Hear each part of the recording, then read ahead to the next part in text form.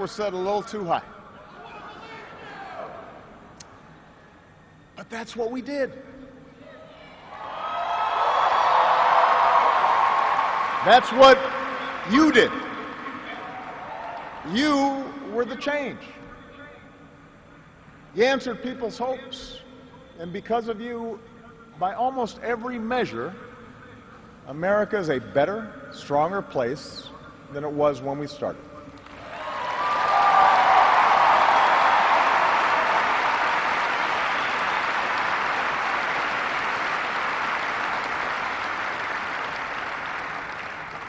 In 10 days, the world will witness a hallmark of our democracy. No. The peaceful transfer of power from one freely elected president to the next.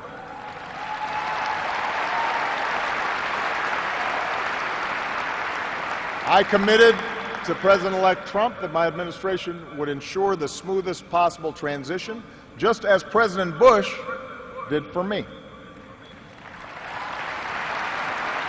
Because it's up to all of us to make sure our government can help us meet the many challenges we still face. We have what we need to do so. We have everything we need to meet those challenges. After all, we remain the wealthiest, most powerful, and most respected nation on earth. Our youth, our drive, our diversity and openness, our boundless capacity for risk and reinvention means that the future should be ours. But that potential will only be realized if our democracy works. Only if our politics better reflects the decency of our people. Only if all of us, regardless of party affiliation or particular interests, help restore the sense of common purpose that we so badly need right now. And that's what I want to focus on tonight: the state of our democracy. Understand, democracy does not require uniformity. Our founders argued, they quarreled, eventually they compromised. They expected us to do the same. But they knew that democracy does require a basic sense of solidarity. The idea that for all our outward differences, we're all in this together, that we rise or fall as one.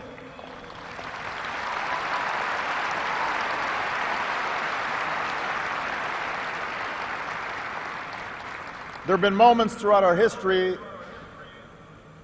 that threatened that solidarity. And the beginning of this century has been one of those times. A shrinking world, growing inequality, demographic change, and the specter of terrorism. These forces haven't just tested our security and our prosperity, but are testing our democracy as well. And how we meet these challenges to our democracy will determine our ability to educate our kids and create good jobs and protect our homeland. In other words, it will determine our future. To begin with, our democracy won't work without a sense that everyone has economic opportunity. And the good news is that today the economy is growing again. Wages, incomes, home values, and retirement accounts are all rising again. Poverty is falling again.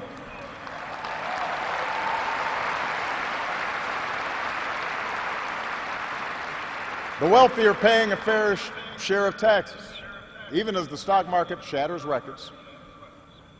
The unemployment rate is near a 10-year low. The uninsured rate has never, ever been lower.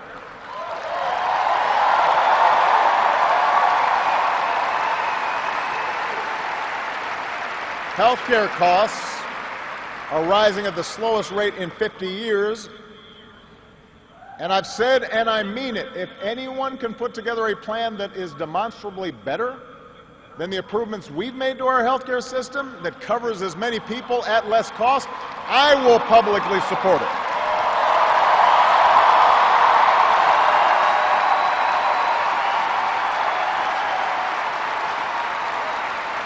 Because that, after all, is why we serve. Not to score points or take credit, but to make people's lives better.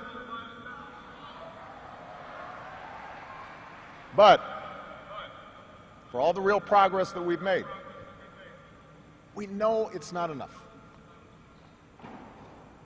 Our economy doesn't work as well or grow as fast when a few prosper at the expense of a growing middle class and ladders for folks who want to get into the middle class. That's the economic argument, but stark inequality is also corrosive to our democratic idea. While the top 1% has amassed a bigger share of wealth and income, too many of our families in inner cities and in rural counties have been left behind. The laid-off factory worker, the waitress or healthcare worker who's just barely getting by and struggling to pay the bills, convinced that the game is fixed against them, that their government only serves the interests of the powerful. That's a recipe for more cynicism and polarization in our politics. Now, there are no quick fixes to this long-term trend. I agree, our trade should be fair and not just free. But the next wave of economic dislocations won't come from overseas. It will come from the relentless pace of automation that makes a lot of good middle-class jobs obsolete. And so we're going to have to forge a new social compact to guarantee all our kids the education they need, to give workers the power to unionize for better wages, to update the social safety net to reflect the way we live now, and make more reforms to the tax code so corporations and individuals who reap the most from this new economy don't avoid their obligations to the country that's made their very success possible.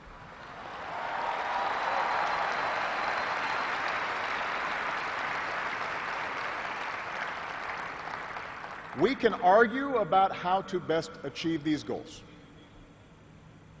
but we can't be complacent about the goals themselves. For if we don't create opportunity for all people, the disaffection and division that has stalled our progress will only sharpen in years to come. There's a second threat to our democracy, and this one is as old as our nation itself. After my election, there was talk of a post-racial America. And such a vision, however well-intended, was never realistic. Race remains a potent and often divisive force in our society. Now, I've lived long enough to know that race relations are better than they were 10 or 20 or 30 years ago, no matter what some folks say. You can see it not just in statistics, you see it in the attitudes of young Americans across the political spectrum. But we're not where we need to be. And all of us have more work to do. If every economic issue is framed as a struggle between a hardworking white middle class and an undeserving minority,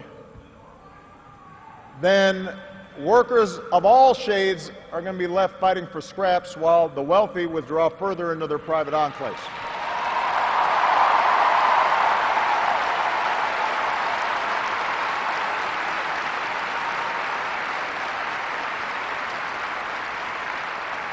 If we're unwilling to invest in the children of immigrants just because they don't look like us, we will diminish the prospects of our own children, because those brown kids will represent a larger and larger share of America's workforce.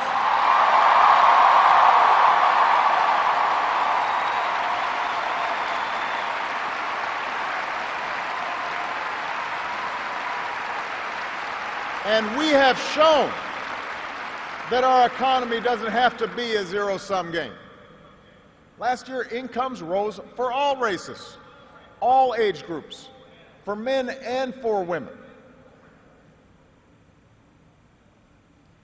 So if we're going to be serious about race going forward, we need to uphold laws against discrimination in hiring and in housing and in education and in the criminal justice system.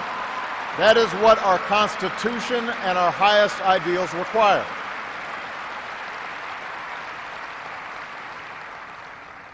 But laws alone won't be enough. Hearts must change. They won't change overnight. Social attitudes oftentimes take generations to change. But if our democracy is to work the way it should in this increasingly diverse nation, then each one of us need to try to heed the advice of a great character in American fiction, Atticus Finch, who said, "You never really understand a person until you consider things from his point of view, until you climb into his skin and walk around in it." For blacks and other minority groups, that means tying our own very real struggles for justice to the challenges that a lot of people in this country face. Not only the refugee or the immigrant or the rural poor or the transgender American, but also the middle-aged white guy who, from the outside, may seem like he's got advantages, but has seen his world upended by economic and cultural and technological change. We have to pay attention and listen.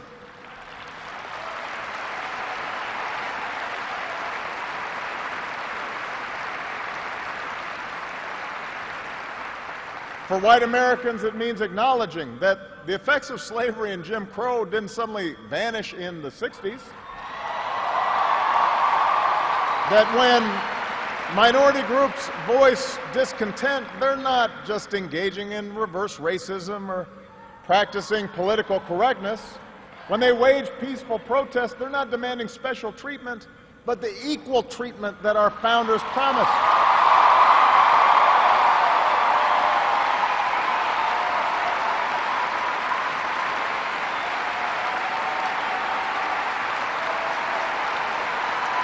For native-born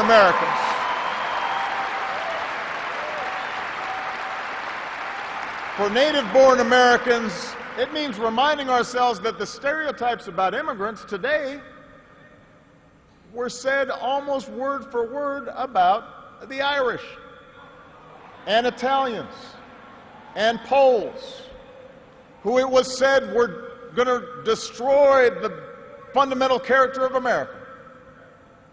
And as it turned out, America wasn't weakened by the presence of these newcomers. These newcomers embraced this nation's creed, and this nation was strengthened. So,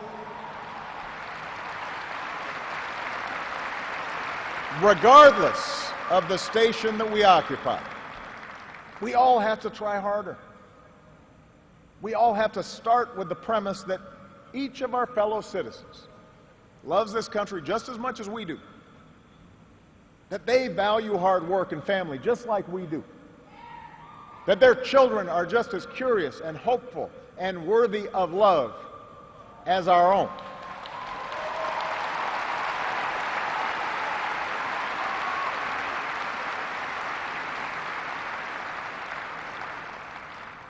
And that's not easy to do. For too many of us, it's become safer to retreat into our own bubbles, whether in our neighborhoods or on college campuses or places of worship, or especially our social media feeds. Surrounded by people who look like us and share the same political outlook and never challenge our assumptions. And the rise of naked partisanship and increasing economic and regional stratification, the splintering of our media into a channel for every taste. All this makes this great sorting seem natural, even inevitable. And increasingly, we become so secure in our bubbles that we start accepting only information, whether it's true or not, that fits our opinions, instead of basing our opinions on the evidence that is out there.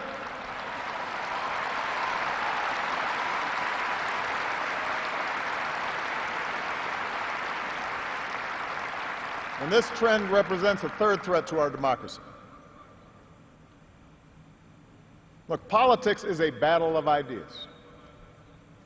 That's how our democracy was designed. In the course of a healthy debate, we prioritize different goals and the different means of reaching them.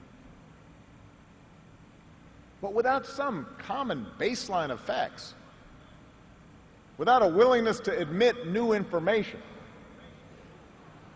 and concede that your opponent might be making a fair point and that science and reason matter, then we're going to keep talking past each other and we'll make common ground and compromise impossible.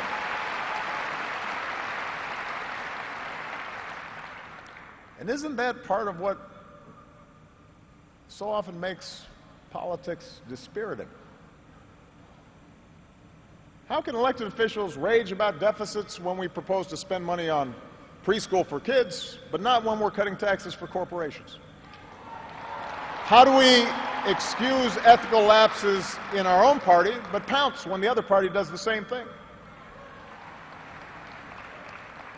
It's not just dishonest, this selective sorting of the facts. It's self-defeating. Because, as my mom used to tell me, reality has a way of catching up with you.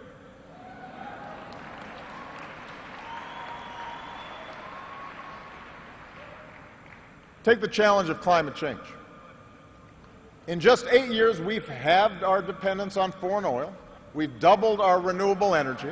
We've led the world to an agreement that has the promise to save this planet.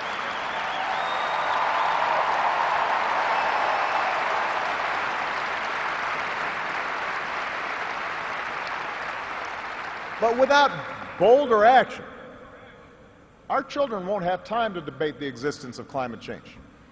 They'll be busy dealing with its effects. More environmental disasters, more economic disruptions, waves of climate refugees seeking sanctuary.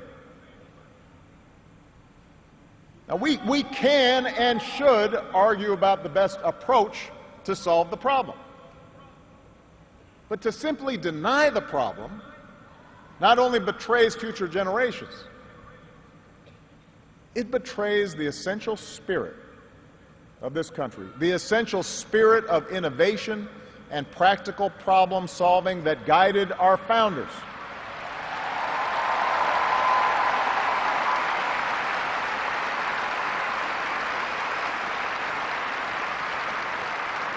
It is that spirit born of the Enlightenment that made us an economic powerhouse. The spirit that took flight at Kitty Hawk and Cape Canaveral. The spirit that cures disease and put a computer in every pocket. It's that spirit, a faith in reason and enterprise and the primacy of right over might that allowed us to resist the lure of fascism and tyranny during the Great Depression, that allowed us to build a post-World War II order with other democracies, an order based not just on military power or national affiliations, but built on principles: the rule of law, human rights, freedom of religion and speech and assembly, and an independent press.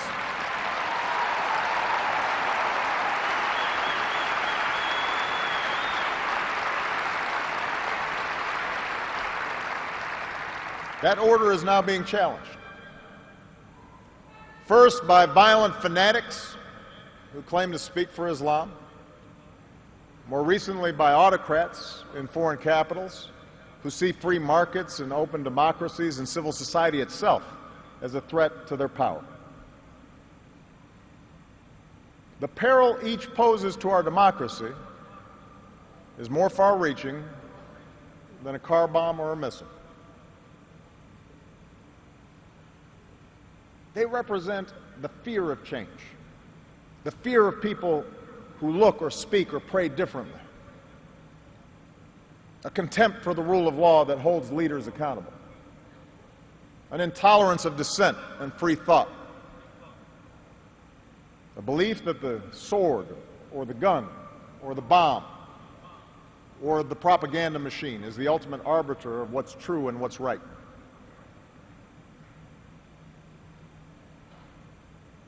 Because of the extraordinary courage of our men and women in uniform, because of our intelligence officers and law enforcement and diplomats who support our troops,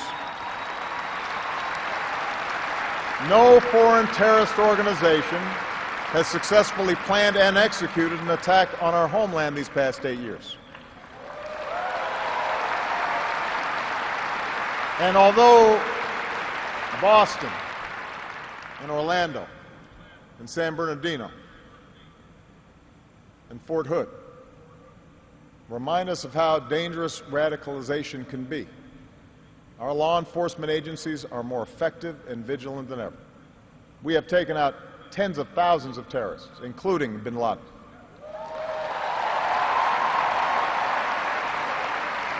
The global coalition we're leading against ISIL has taken out their leaders and taken away about half their territory. ISIL will be destroyed, and no one who threatens America will ever be safe. And to all who serve or have served, it has been the honor of my lifetime to be your commander-in-chief. And we all owe you a deep debt of gratitude.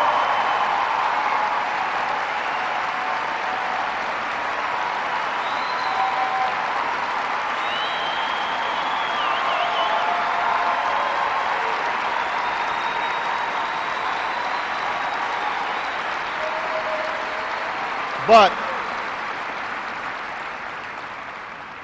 protecting our way of life, that's not just the job of our military. Democracy can buckle when it gives in to fear. So just as we, as citizens, must remain vigilant against external aggression, we must guard against a weakening of the values that make us who we are. And that's why for the past 8 years, I've worked to put the fight against terrorism on a firmer legal footing. That's why we've ended torture, worked to close Gitmo, reformed our laws governing surveillance to protect privacy and civil liberties. That's why I reject discrimination against Muslim Americans, who are just as patriotic as we are.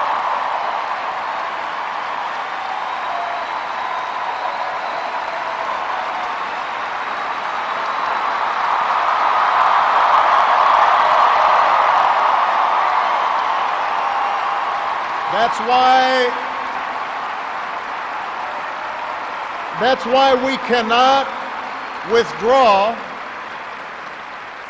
That's why we cannot withdraw from big global fights to expand democracy and human rights and women's rights and LGBT rights. No matter how imperfect our efforts, no matter how expedient ignoring such values may seem, that's part of defending America. For the fight against extremism and intolerance and sectarianism and chauvinism are of a piece with the fight against authoritarianism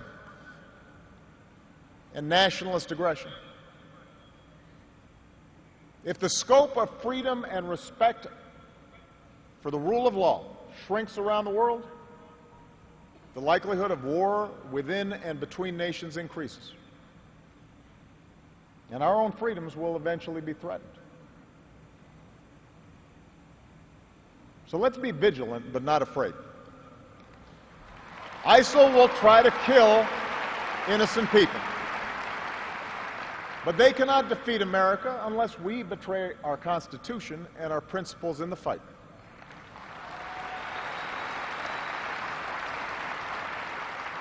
Rivals like Russia or China cannot match our influence around the world unless we give up what we stand for and turn ourselves into just another big country that bullies smaller neighbors.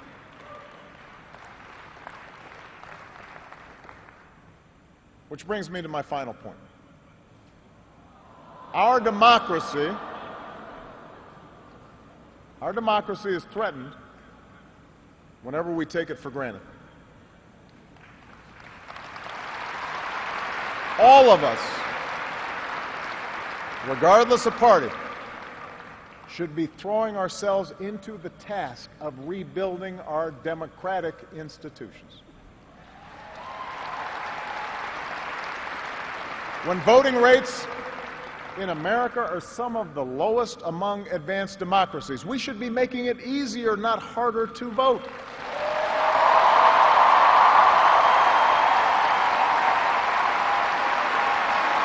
When trust in our institutions is low, we should reduce the corrosive influence of money in our politics and insist on the principles of transparency and ethics in public service. When Congress is dysfunctional, we should draw our congressional districts to encourage politicians to cater to common sense and not rigid extremes.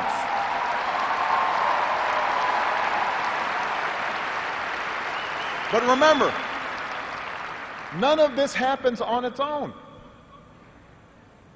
All of this depends on our participation, on each of us accepting the responsibility of citizenship, regardless of which way the pendulum of power happens to be swinging.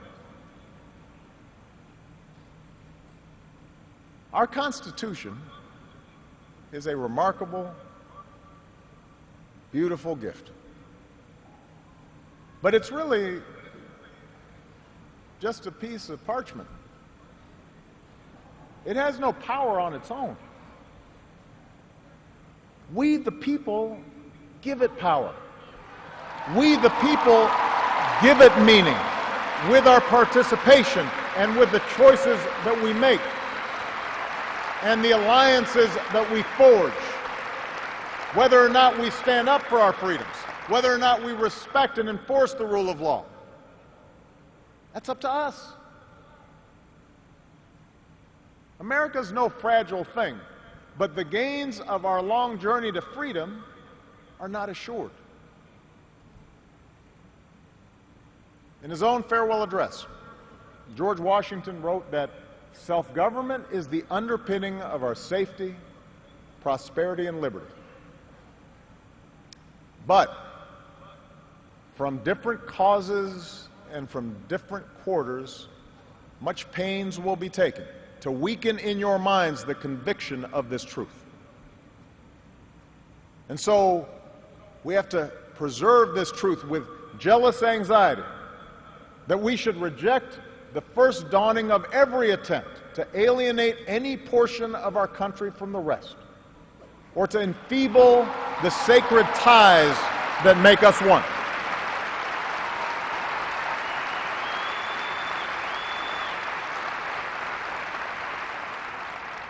America, we weaken those ties when we allow our political dialogue to become so corrosive that people of good character aren't even willing to enter into public service.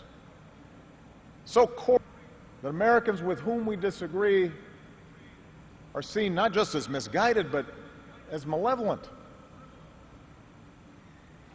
We weaken those ties when we define some of us as more American than others, when we write off the whole system as inevitably corrupt, and when we sit back and blame the leaders we elect without examining our own role in electing them.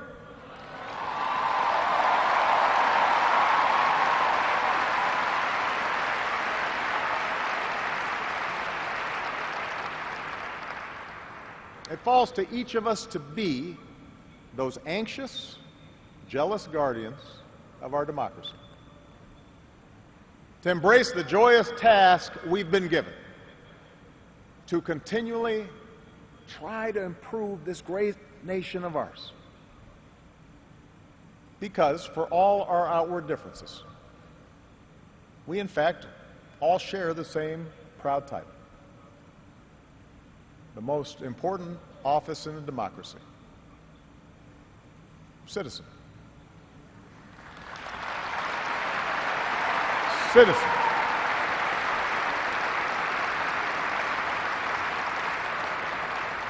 So you see, that's what our democracy demands. It needs you. Not just when there's an election, not just when your own narrow interest is at stake, but over the full span of a lifetime. If you're tired of arguing with strangers on the internet, try talking with one of them in real life.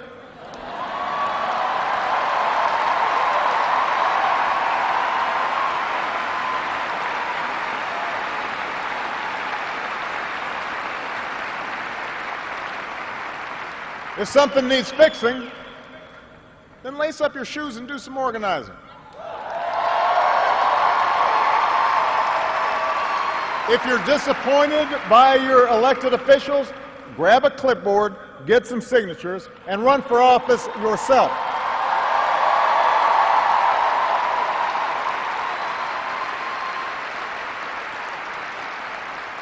Show up. Dive in. Stay at it. Sometimes you'll win. Sometimes you'll lose. Presuming a reservoir of goodness in other people, that can be a risk. And there will be times when the process will disappoint you. But for those of us fortunate enough to have been part of this work and to see it up close, let me tell you, it can energize and inspire. And more often than not, your faith in America and in Americans will be confirmed. Mine sure has been. Over the course of these 8 years, I've seen the hopeful faces of young graduates and our newest military officers. I have mourned with grieving families, searching for answers, and found grace in Charleston Church. I've seen our scientists help a paralyzed man regain his sense of touch. I've seen wounded warriors who at points were given up for dead walk again. I've seen our doctors and volunteers rebuild after earthquakes and stop pandemics in their tracks. I've seen the youngest of children remind us through their actions and through their generosity of our obligations to care for refugees or work for peace. And above all, to look out for each other.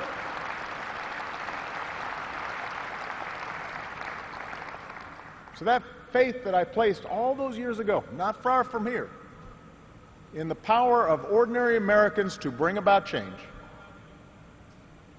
that faith has been rewarded in ways I could not have possibly imagined. And I hope your faith has too. Some of you here tonight or watching at home, you were there with us in 2004, in 2008, 2012.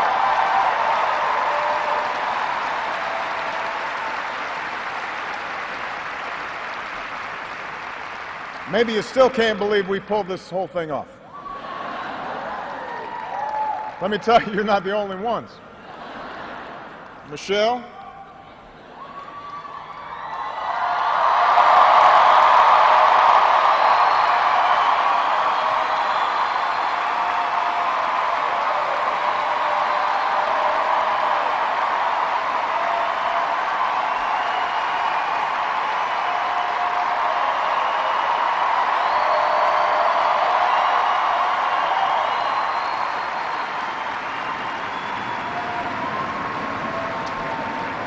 Michelle LaVaughn Robinson, girl of the South Side.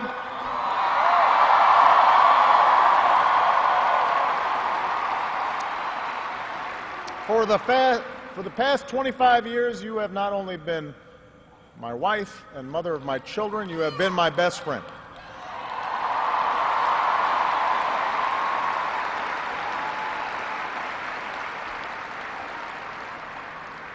You took on a role you didn't ask for, and you made it your own, with grace and with grit and with style and good humor.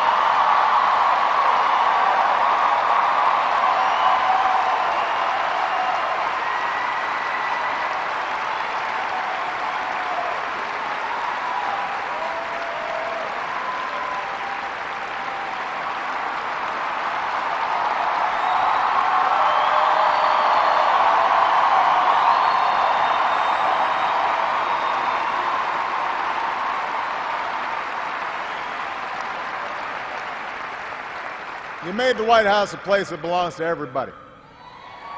And a new generation sets its sights higher because it has you as a role model. So you have made me proud, and you have made the country proud.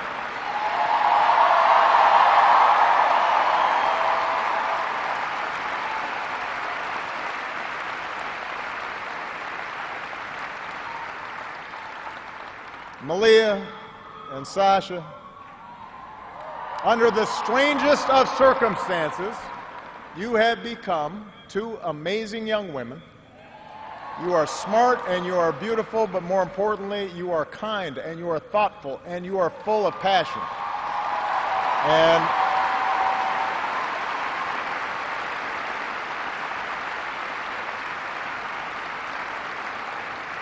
you wore the burden of years in the spotlight so easily. Of all that I have done in my life, I am most proud to be your dad.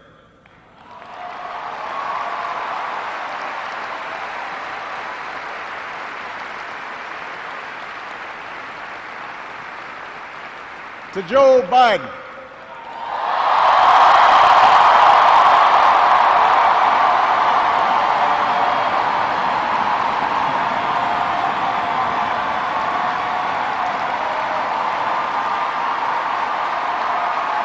the scrappy kid from Scranton who became Delaware's favorite son.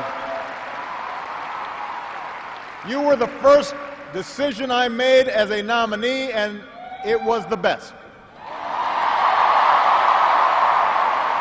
Not just because you have been a great vice president, but because in the bargain I gained a brother. And we love you and Jill like family, and your friendship has been one of the great joys of our lives.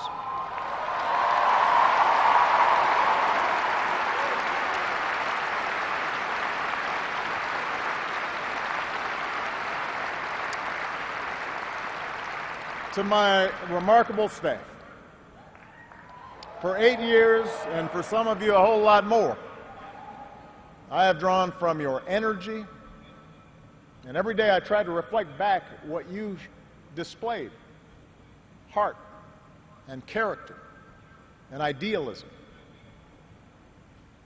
I've watched you grow up, get married, have kids, start incredible new journeys of your own. Even when times got tough and frustrating, you never let Washington get the better of you. You guarded against cynicism. And the only thing that makes me prouder than all the good that we've done is the thought of all the amazing things that you are going to achieve from here.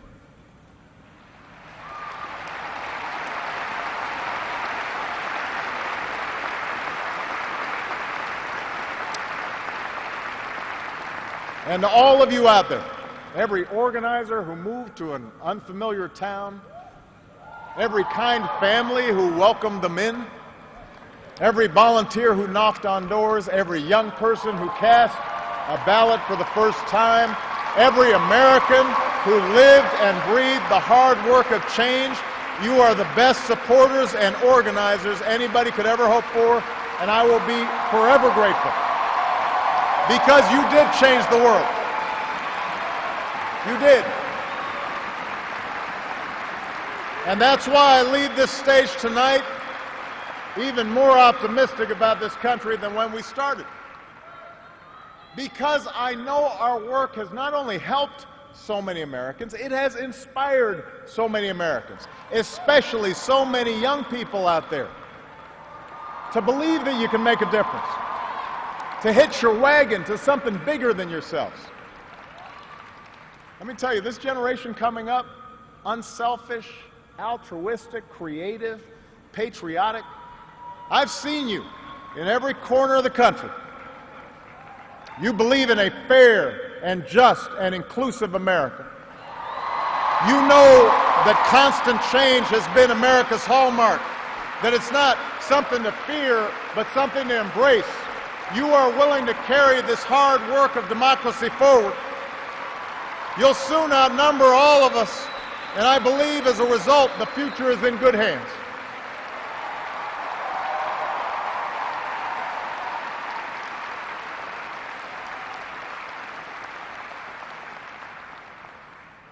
My fellow Americans, it has been the honor of my life to serve you. I won't stop. In fact, I will be right there with you as a citizen for all my remaining days. But for now, whether you are young or whether you're young at heart, I do have one final ask of you as your president. The same thing I asked when you took a chance on me 8 years ago. I'm asking you to believe, not in my ability to bring about change, but in yours. I'm asking you to hold fast to that faith written into our founding documents, that idea whispered by slaves and abolitionists, that spirit sung by immigrants and homesteaders and those who marched for justice, that creed reaffirmed by those who planted flags from foreign battlefields to the surface of the moon. A creed at the core of every American whose story is not yet written. Yes, we can. Yes, we did. Yes, we can. Thank you. God bless you. May God continue to bless the United States of America. Thank you.